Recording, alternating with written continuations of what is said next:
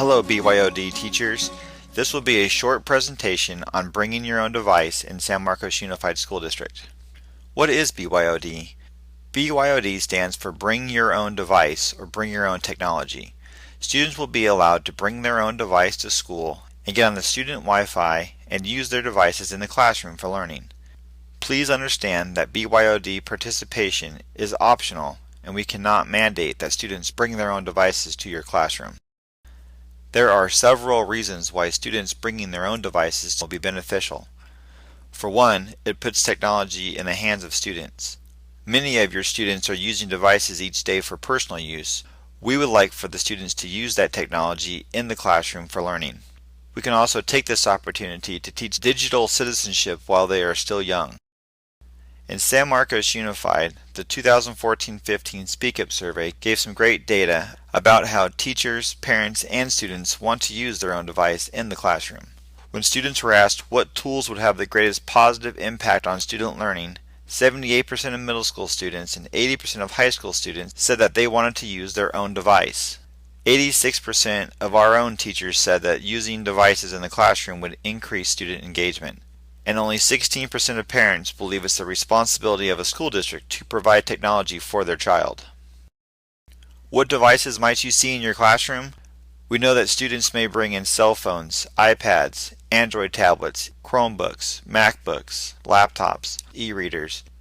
There are many different mobile devices, and as long as the device is able to access the internet, we are going to allow students to bring those devices in, with the exception of gaming consoles.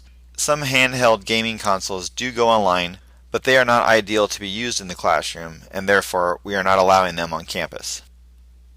We have created a BYOD mobile device chart which may help you understand what features certain devices have and how they can be used in the classroom. You will want to try and find device-neutral activities where students will be able to use their device in whatever way they can. I highly suggest starting with as-needed or on-the-fly activities to get students used to bringing devices to the classroom and giving you some time to get used to students using their own devices.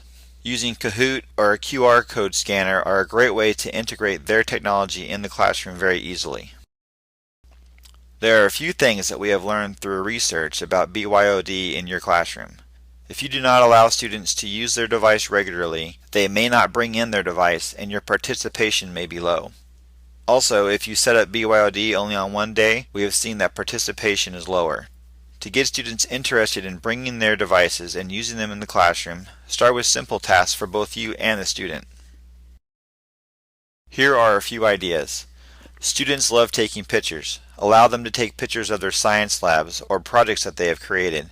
Let them use their smartphone as a calculator or stopwatch. During a video or a class discussion, use Today's Meet to have a focused chat as a back channel. All of these activities are easy to set up and students will be able to use their own device for your activity. Understand that not every activity will work on every type of device. You can ask students to test websites or apps on their device to see if they work. Or maybe you will group students together and make sure that at least one student has a device in the group. You do not need to troubleshoot any device. San Marcos teachers, staff, and technology department will not provide technical support or troubleshooting advice to students. I understand that helping a student may seem like the right thing to do, but working on their device may make us liable in the future if their device breaks. All students must be on the SMUSD student Wi-Fi network. To get on this network, students will open their Wi-Fi network settings, select the student network, and then type in the password. This password will change periodically throughout the year, and you will be notified via email when it has changed. A few tips for classroom management in a BYOD environment. When student devices are on the SMUSD student Wi-Fi network, they are going through a content filter.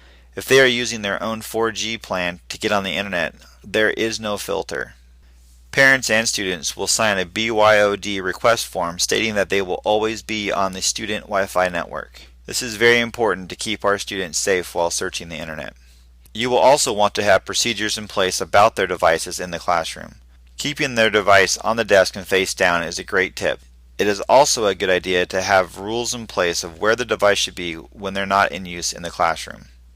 And as always, lock your door when you leave the classroom, especially if student devices are in the room. As you go through this school year, you may need more help with how to use BYOD in your own classroom. Leisha, Laura, and I are here to help you. Please contact any of the three of us if you have any questions along the way.